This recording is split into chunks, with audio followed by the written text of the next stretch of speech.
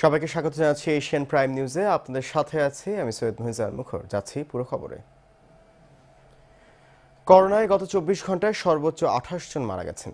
এ নিয়ে মৃতের সংখ্যা বেড়ে দাঁড়ালো 610 জনে। দুপুরে অনলাইন ব্রিফিংয়ে আইডিসিআর আরও জানায়, গত একদিনে দেশে 1764 জন করোনা রোগী শনাক্ত হয়েছেন। এ নিয়ে দেশে মোট রোগী 44,608 জন।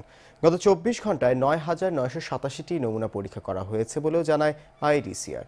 এছাড়া গত 24 ঘন্টায় সুস্থ হয়েছেন 360 জন। এবং পরীক্ষার রিপোর্ট পাওয়া গেছে 24 ঘন্টায় 9,987 জনের, এবং এ পর্যন্ত পরীক্ষা হয়েছে 2,97,000। তাতে 24 ঘন্টায় শনাক্ত হয়েছে 1,764 জন। এ পর্যন্ত শনাক্ত 44,608 জন। শনাক্তের হার 24 ঘন্টার রিপোর্ট অনুযায়ী শনাক্তের হার 17.66%। গত 24 ঘন্টায় সুস্থ হয়েছেন 360 জন।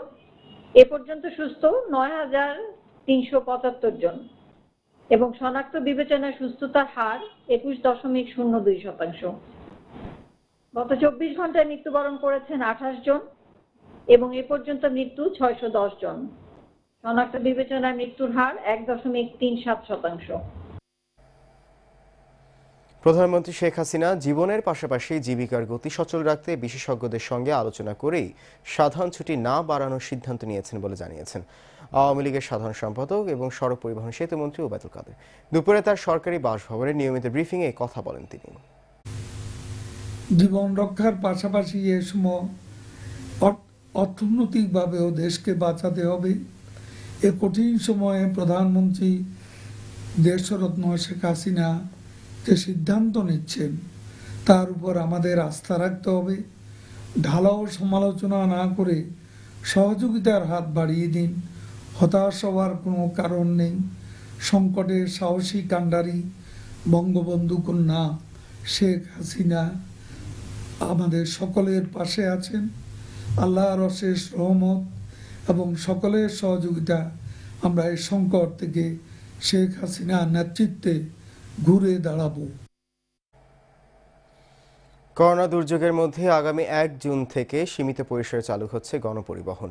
এ সময় বাস ও মিনি বাসের ভাড়া 80% বাড়ানোর সুপারিশ করেছে বিআরটিএ। স্বাস্থ্যবিধি মেনে ফাঁকা রাখতে হবে বাসের 50% সিট। দুপুরে বিআরটিএ ভবনে বিআরটিএ ও সড়ক পরিবহন মালিক শ্রমিকদের বৈঠকে এ ভাড়া বৃদ্ধির সুপারিশ করা হয়। ব্রিফিংয়ে বিআরটিএ চেয়ারম্যান ইউসুফ আলী মোল্লা জানান, 50 সিটের বাসে 20 জন করে যাত্রী পরিবহন করা হবে। ফলে বাস পরিচালনার খরচ মেটাতে যাত্রীদের প্রায় দ্বিগুণ ভাড়া গুনতে হবে। করোনার জন্য স্বাস্থ্যবিধি মানতেই এমন সিদ্ধান্ত নেওয়া হয়েছে। যে রেটটা আছে যার ক্ষেত্রে যেটা 31 মে থেকে 8 জোড়া অর্থাৎ 16টি ট্রেন চলাচল শুরু হবে জানিয়ে রেলমন্ত্রী নুরুল ইসলাম সুজন বলেছেন, করোনা ভাইরাসের কারণে রেল ব্যবস্থাপনায় পরিবর্তন আসতে যাচ্ছে। দুপুরে রেল ভবনে আয়োজিত সংবাদ সম্মেলনে তিনি বলেন, এখন থেকে পুরো টিকিটই অনলাইনে বিক্রি করা হবে। অন্যান্য পরিবহনে যেমন বাসে যেটা ইতিমধ্যেই বার্গেনিং চলতেছে, ভাড়া বৃদ্ধি যেহেতু অর্ধেক প্যাসেঞ্জার নিবে, রেল যেহেতু আমাদের সরকারি প্রতিষ্ঠান, তাদের সরকারি সিদ্ধান্ত বেঁধে রেখে আমরা রেলে ভাড়া বাড়াতে পারি না। আর এই মুহূর্তে আমরা সেই চিন্তা করছি না, আমরা রেলের ভাড়া যা আছে তাই থাকবে। আগামীকাল থেকে খুলছে সরকারি বেসরকারি বিভিন্ন প্রতিষ্ঠান। এ কারণে গণপরিবহন বন্ধ থাকলেও দেশের বিভিন্ন স্থান থেকে জীবনের ঝুঁকি নিয়ে ঢাকায় ফিরতে শুরু করেছে মানুষ। সকাল থেকে মাদারীপুরের কাঁঠালবাড়ি ও রাজবাড়ী দৌলতদিয়া ফেরিঘাটে ঢাকায় ফেরা মানুষের ভিড় দেখা গেছে। নদী পারাপারে ফেরিতে উঠতে হচ্ছে স্বাস্থ্যবিধি না মেনে। মানুষের চাপ বেশি থাকায় সামাজিক দূরত্ব বজায় রাখাও সম্ভব হচ্ছে না।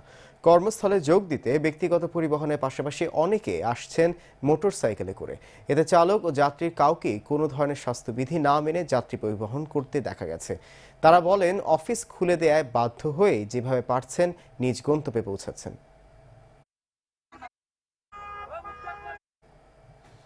করোনা ভাইরাস মহামারীর মধ্যেই আগামীকাল চলতি বছর অনুষ্ঠিত এসএসসি ও সমমানের পরীক্ষার ফল প্রকাশ হতে যাচ্ছে। কাল সকাল 10টায় প্রধানমন্ত্রী শেখ হাসিনা গণভবন থেকে ভিডিও কনফারেন্সের মাধ্যমে চলতি বছর এসএসসি ও সমমানের পরীক্ষার ফলাফল ও পরিসংখ্যান প্রকাশ করবেন। পরে দুপুর 12টায় শিক্ষামন্ত্রী ডক্টর দীপুমণি ফেসবুক লাইভে ফলাফলের বিস্তারিত তুলে ধরবেন। সকল প্রাসঙ্গিক ডকুমেন্ট মেইল করা হবে। পরীক্ষার্থীরা ফল জানতে পারবে দুপুর 2টা থেকে। শিক্ষা বোর্ডগুলোর ওয়েবসাইটের পাশাপাশি মোবাইল ফোন থেকে SMS এর মাধ্যমেও জানা যাবে পরীক্ষার ফল। করোনার মহামারীর কারণে স্বাস্থ্য ঝুঁকি বিবেচনায় গণমাধ্যম কর্মীদেরকে ব্রিফিংয়ের স্থানে না আসার জন্য বিশেষভাবে অনুরোধ করা হয়েছে। ইলেকট্রনিক মিডিয়ার জন্য বিটিভির মাধ্যমে ভিডিও ফুটেজ প্রেরণ করা হবে।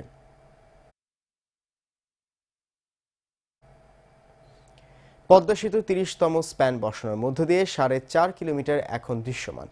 এই স্প্যান বসানোর পর বাকি আছে আর মাত্র 11টি স্প্যান। সকালে সেতুর 26 ও 27 নম্বর পিলারে শরীয়তপুরের জাজিরা প্রান্তে এই স্প্যানটি বসানো হয়। পদ্মা সেতুর নির্বাহী প্রকৌশলী দেওয়ান আব্দুল কাদের জানান, এই 30টি স্প্যানের মধ্যে মাওয়া প্রান্তে স্থাপন করা হয়েছে 10টি, মাঝে স্প্যান স্থাপন করা হয়েছে 1টি ও জাজিরা প্রান্তে স্থাপন করা হয়েছে 19টি স্প্যান। লক্ষ্যমাত্রা অনুযায়ী করোনা পরিস্থিতিতেও সেতুর 4টি স্প্যান বসানো হয়েছে। এছাড়া মূল সেতুর 2917টি রোডওয়ে স্ল্যাবের মধ্যে 594টি এবং 2959টি রেলওয়ে স্ল্যাবের মধ্যে 1105টি স্থাপন করা হয়েছে। মাওয়া ও জাজিরা ভায়াডাক্টে 484টি, সুপার টি গার্ডারের মধ্যে 148টি স্থাপন করা হয়েছে। নির্দিষ্ট সময়ের মধ্যেই সেতুর কাজ সম্পন্ন হবে বলে মনে করছে কর্তৃপক্ষ।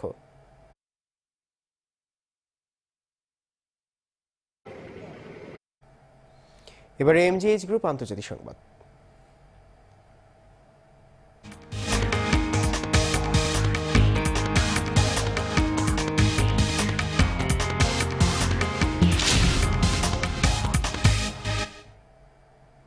করোনা ভাইরাসে বিশ্বে প্রাণহানি 3,64,000 ছাড়িয়েছে। এছাড়া মহামারী এই ভাইরাসে মোট আক্রান্ত হয়েছে 59 লাখেরও বেশি মানুষ। মরণঘাতী এই রোগে সুস্থ হয়েছে প্রায় 25 লাখ। স্পেনকে টপকে মৃত্যুর তালিকায় 5 নম্বরে উঠে এসেছে ব্রাজিল। 24 ঘন্টায় দেশটিতে মারা গেছে 1,124 জন। এ নিয়ে মোট প্রাণহানি 27,878 জন। এছাড়া মেক্সিকোতে মারা গেছে 371 আর যুক্তরাজ্যে প্রাণহানি 324 জনের। আসার কথা হলো আগামী 6 জুলাই থেকে লুভর মিউজিয়াম খোলার ঘোষণা দিয়েছে ফ্রান্স। ভারতের পশ্চিমবঙ্গে 1 জুন থেকে খুলছে সব ধর্মীয় প্রতিষ্ঠান। 7 জুন থেকে চালু হবে সব অফিস। সংযুক্ত আরব আমিরাত রাত্রিকালীন কারফিউ 2 ঘন্টা কমিয়েছে। আগামী 15 জুন পর্যন্ত বিধি নিষেধ বাড়িয়েছে আজারবাইজান। এদিকে 37টি দেশের সাথে মিলে কোভিড-19 টেকনোলজি অ্যাক্সেস পুল গঠনের ঘোষণা দিয়েছে বিশ্ব স্বাস্থ্য সংস্থা, যা ভ্যাকসিন তৈরি, পরীক্ষা, চিকিৎসা এবং অন্যান্য স্বাস্থ্য সংক্রান্ত প্রযুক্তিতে সব দেশের সমান সুযোগ নিশ্চিতে কাজ করবে।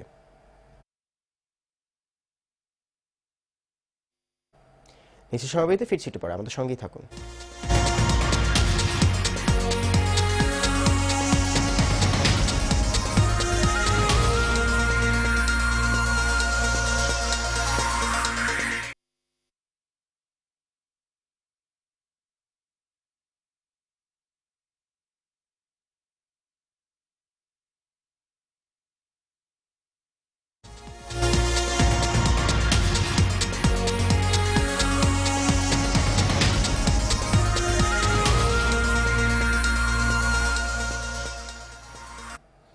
বিরতির পর আবারও সবাইকে স্বাগত জানাচ্ছি এশিয়ান প্রাইম নিউজে। আপনাদের সাথে আছি আমি সৈয়দ মুহিজান মুখর। আর এই পর্যায়ে থাকছে সারা বাংলা।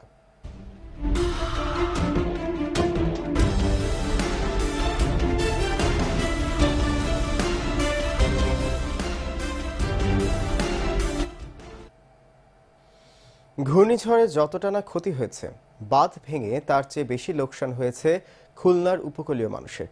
সঠিকভাবে বেড়িবাঁধ সংস্কার না করায় 13টি পয়েন্ট দিয়ে কপোতাক্ষ নদের নোনা জলে তলিয়ে গেছে উপজেলার 5টি ইউনিয়ন। বাঁধ মেরামতে টেন্ডার না করে পানি উন্নয়ন বোর্ডের কর্মকর্তাদের পছন্দ মতো ঠিকাদারকে দিয়ে কাজ করানোর অভিযোগ করেছেন এলাকাবাসী। খুলনা থেকে মনির হোসেন আরমানের তোলা ছবিতে বাবুল আক্তার রিপোর্ট।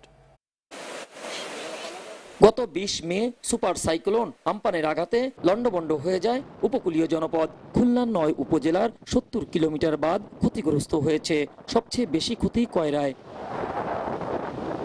এই উপজেলায় বাঁধ ভেঙে 13টি পয়েন্ট দিয়ে প্রবেশ করছে কপোতাক্ষের নোনা জল, তাই বানের পানিতে ভাসছে এখানকার 5 ইউনিয়ন। বেড়িবাঁধ ভেঙে আমাদের নদীর উপর দিয়ে খাল উঠে চলে গেছে, আমাদের এখন ঘর বাড়ি সব প্লাবিত। আমাদের ঘর বাড়ি তো প্লাবিত হয়ে পড়ে আছে, আমি তো সেই ঘরের পাশেই দাঁড়ানো। এখন আমরা বর্তমান ঘরে কোনো আশ্রয় নিতে পারছি না। জমি ভেঙে গেছে, জমির পর দিয়ে খাল উঠে গেছে, বড় গাং উঠে গেছে, ঘর বাড়ি ভেঙে গেছে। অভিযোগ উঠেছে পানি উন্নয়ন বোর্ডের গাফিলতির কারণেই এই করুণ দশা। স্বেচ্ছাশ্রমে বাঁধ সংস্কার করা হলেও আবারও তা ভেঙে চলে গেছে নদীর পেটে। আমরা এখানে স্বেচ্ছাশ্রমে হাজার হাজার মানুষ 3-4 দিন ধরে যে টেকসই বেড়িবাঁধ তৈরি করেছি সেটাও প্লাবিত হয়ে গেছে।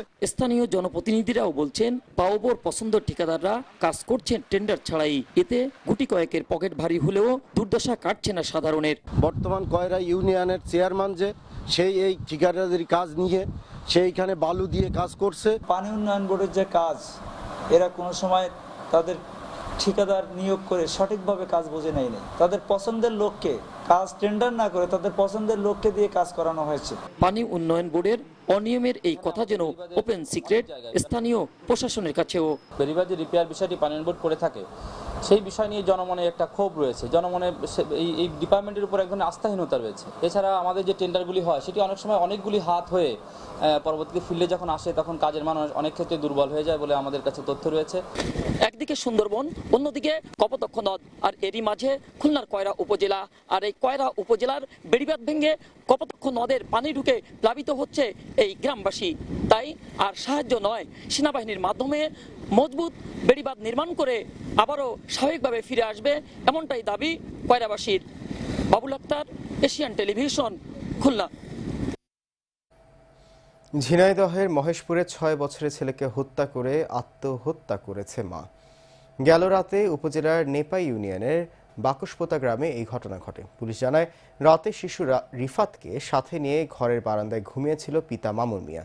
রাত 3টার দিকে গোয়াল ঘরে গরুর খাবার দিয়ে ফিরে এসে ছেলেকে বিছানায় না দেখে জানালা দিয়ে টর্চের আলোয় ঘরের মধ্যে স্ত্রী রিফা খাতুনকে গলায় ফাঁস দিয়ে ঝুলতে দেখেন তিনি। তার চিৎকারের প্রতিবেশীরা ছুটে এসে দরজা ভেঙে ভেতরে ঢুকে রাব্বিকে মৃত অবস্থায় দেখতে পায়। পরে খবর পেয়ে ঘটনাস্থলে পৌঁছে পুলিশ সকালে মরদেহ দুটি উদ্ধার করে। মৃত রিফা খাতুন মানসিক ভারসাম্যহীন ছিল বলে জানায় পুলিশ।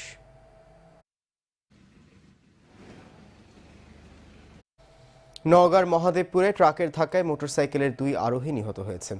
নওগাঁ রাজশাহী আঞ্চলিক মহাসড়কে নওহাটা মোড়ে এই দুর্ঘটনা ঘটে। নিহতরা হলেন মহাদেবপুর উপজেলার রনাইল গ্রামের মজনু হোসেন ও নিয়ামতপুর উপজেলার তালপুকুরিয়া গ্রামের ভুট্টু আলী। পুলিশ জানায়, রনাইল গ্রাম থেকে মজনু তার শ্বশুরবাড়ি তালপুকুরিয়া মোটরসাইকেল যোগে যাচ্ছিলেন। পথে নওহাটা মোড়ে আসলে বিপরীত দিক থেকে আসা একটি ট্রাক মোটরসাইকেলকে ধাক্কা দেয়। এতে মোটরসাইকেলে থাকা 3 আরোহীর মধ্যে ঘটনাস্থলে মারা যায় মজনু ও ভুট্টু আলী। এই ঘটনায় আহত হয় এক শিশু। পরে তাকে উদ্ধার করে সদর হাসপাতালে ভর্তি করা হয়েছে। এদিকে মোটরসাইকেল দুর্ঘটনায় কক্সবাজার কৃতি ফুটবলার জুয়েলের মৃত্যু হয়েছে। করোনা সন্দেহে হবিগঞ্জে মাধবপুরের এক যুবককে ভারতে পিটিয়ে হত্যা করেছে স্থানীয় লোকজন। শুক্রবার রাতে পতাকা বৈঠক শেষে তার লাশ বাংলাদেশ পুলিশের নিকট হস্তান্তর করেছে ভারতের পুলিশ।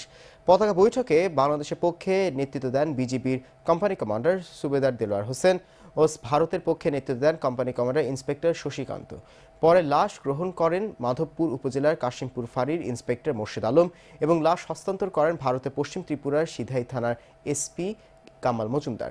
নিহতের পরিবার পক্ষে তার বড় ভাই হুমায়ুন এবং ধর্মঘট ইউপিএ চেয়ারম্যান শামসুল ইসলাম কামাল উপস্থিত থেকে লাশ গ্রহণ করেন। বিজিবি জানায়, গত 24 মে লোকমান মিয়া মাধবপুরের সীমান্তবর্তী ভারতের মোহনপুর সীমান্ত দিয়ে গোপালপুরে ফুফুর বাড়িতে বেড়াতে যান। ভারতের স্থানীয় নাগরিকরা লোকমানকে করোনা রোগী ও চোর সন্দেহে পিটিয়ে সীমান্তে ফেলে দেয়। ভারতের সিদাই থানা পুলিশ লোকমানকে উদ্ধার করে স্থানীয় হাসপাতালে নিলে সেখানে তার মৃত্যু হয়। এ ব্যাপারে সিদাই থানায় একটি অপমৃত্যু মামলা করা হয়।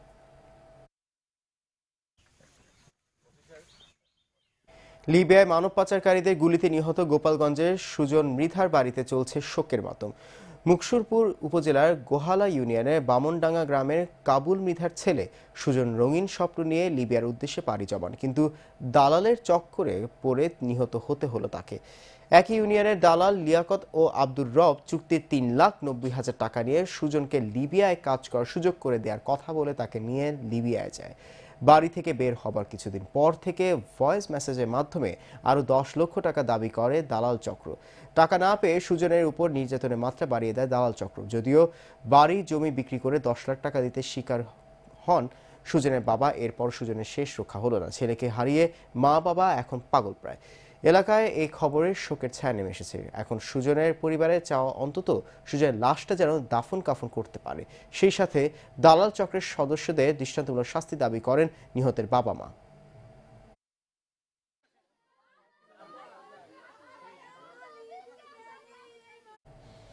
করোনার কারণে কর্মহীন হয়ে পড়া ভোলার লালমোহনের 500 ইটভাটা শ্রমিকদের মধ্যে ত্রাণ বিতরণ করেছেন ভোলা 3 আসনে এমপি নুরুন নবী চৌধুরী শাওন। সকালে ইটভাটা মালিক সমিতির আয়োজনে লালমোহন ইসলামিয়া কামিল মাদ্রাসা মাঠে সামাজিক দূরত্ব বজায় রেখে ত্রাণ সামগ্রী তুলে দেওয়া হয়। এছাড়া লালমোহন উপজেলা প্রশাসনের আয়োজনে পৌরসভার বিভিন্ন ওয়ার্ডে প্রধানমন্ত্রীর ঈদ পরবর্তী উপহার শিশু খাদ্য 380 জন শিশুর মায়েদের মাঝে বিতরণ করেন এমপি শাওন।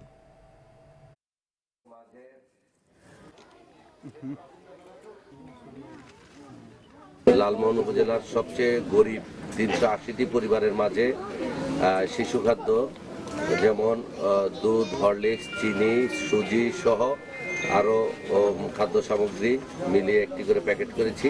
এই প্যাকেটগুলো আমরা 380টি পরিবারের মধ্যে আমরা বিতরণ করব। পবিত্র ঈদ উল ফিতরের ছুটি শেষে ফের সচল হয়ে উঠেছে ব্রাহ্মণবাড়িয়ার আখাউড়া স্থলবন্দর। এতে করে বন্দরে ব্যবসায়ী ও শ্রমিকদের মাঝে কর্মচাঞ্চল্য ফিরে এসেছে। কাল থেকে পণ্য রপ্তানি শুরু হয়েছে বলে জানিয়েছেন আখাউড়া স্থলবন্দরে আমদানি রপ্তানিকারক অ্যাসোসিয়েশনের সাধারণ সম্পাদক শফিকুল ইসলাম। তিনি জানান, ছুটি শেষে সকাল থেকে আবারও বন্দর দিয়ে পণ্য রপ্তানি শুরু হয়েছে। প্রথমে সিমেন্ট, পরে ভোজ্য তেল বোঝাই বেশ কয়েকটি ট্রাক ভারতে প্রবেশ করে। ঈদ উল ফিতরের ছুটি উপলক্ষে গত 22 মে থেকে 29 মে পর্যন্ত টানা 8 দিন দেশের শতভাগ রপ্তানিমুখী আখাউড়া স্থলবন্দর দিয়ে রপ্তানি কার্যক্রম বন্ধ রাখা হয়।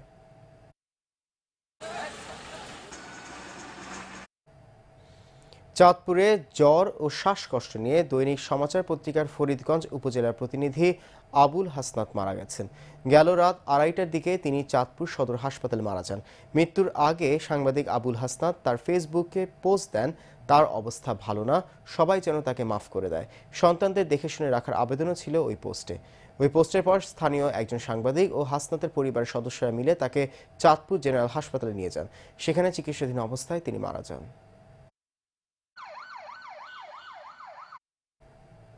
এবার ইভ্যালি ব্যবসা বাণিজ্যের খবর।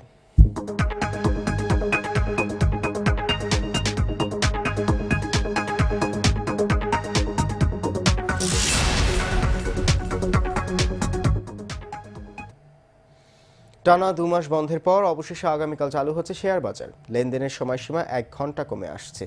নতুন নিয়মে সকাল 10:30 থেকে দুপুর 1:30টা পর্যন্ত লেনদেন চলবে। তবে এই ক্ষেত্রে ব্রোকারেজ হাউসগুলোকে সরকারের স্বাস্থ্যবিধি কঠোরভাবে মানতে হবে। যদিও এর আগে নিয়ন্ত্রক সংস্থা বাংলাদেশ সিকিউরিটিজ অ্যান্ড এক্সচেঞ্জ কমিশনের সদ্য দায়িত্ব নেওয়া কমিশনের প্রথম সভায় লেনদেন চালুর ব্যাপারে অনাপত্তি দেওয়া হয়। তবে বাজার কোন দিন চালু হবে সেই সিদ্ধান্ত স্টক এক্সচেঞ্জের ওপর ছেড়ে দেওয়া হয়। অপর শেয়ার বাজার চট্টগ্রাম স্টক এক্সচেঞ্জও একই সিদ্ধান্ত নিয়েছে। নিয়ম মেনে স্বাভাবিক অবস্থার মতো চলবে ব্যাংক লেনদেনও।